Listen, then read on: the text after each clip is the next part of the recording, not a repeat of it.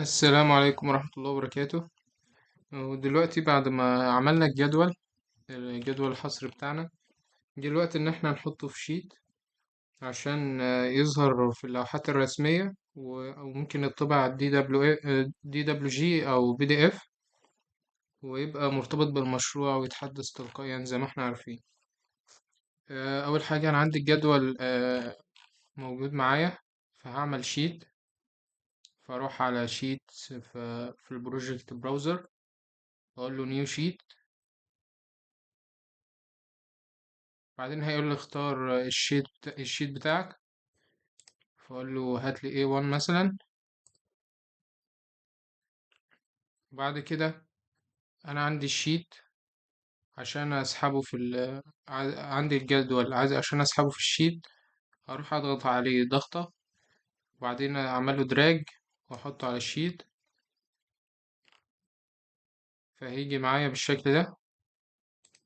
بعدين اضغط، فطبعا الجدول كبير جدا، وهلاقي ان الاعمدة بتاعة الجدول الارتفاع بتاعها اكبر من ارتفاع الشيت.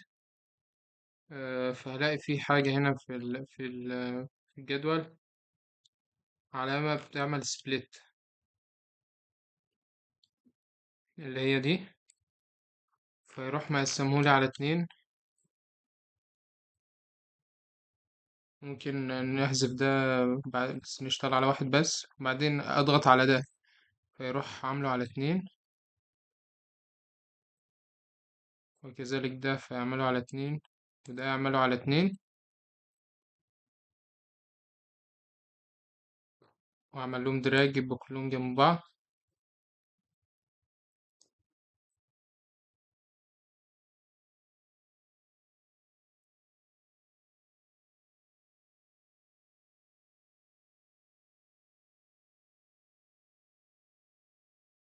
وبعد ما عملت سبليت، آه في عندي علامة إن أنا شفت زي ما قبل كده، زي ما كنت بحرك، ديت علامة الموف إن أنا بحرك بيها. ودي أخليهم ألايند مع بعض كده.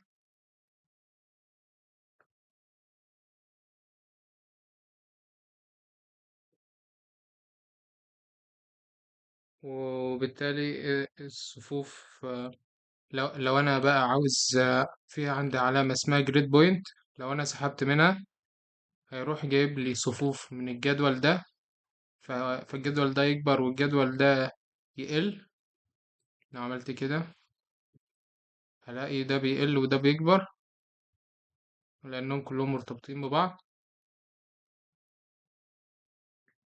وبعد كده ان انا لو عملت دراج على من الجدول ده على الجدول ده،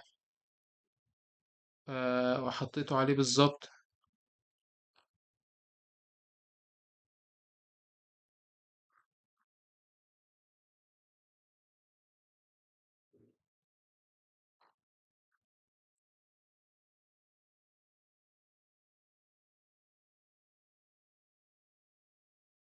هلاقيه بقوا جدول واحد رجعوا زي الأول. وكذلك لو عملت ده فهيفضل الجدول يبقى كأنه إليمنت واحد، هيلغي عملية السبليت اللي أنا عملتها. دي الطريقة إن أنا بخليه يرجع زي الأول.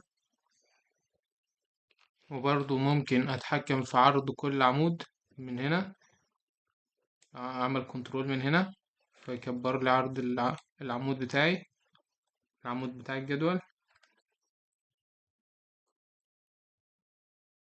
وبعد كده برضه عندي من هنا لو ضغطت على الجدول، لو فتحته وبعدين عملت من appearance،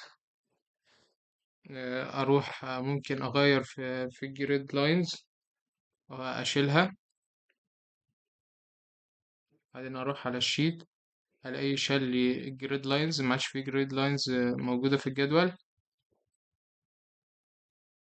وممكن برضو لو رحت على appearance وبعدين خليته اغير الاوتلاين، اخليه بدل thin line اخليه wide line مثلا، او اي خط عندي ممكن اغير الخط من هنا، ممكن يبقى بريك لاين كده، فيغير لي الخط. كمان ممكن اشيل التايتل والهيدرز،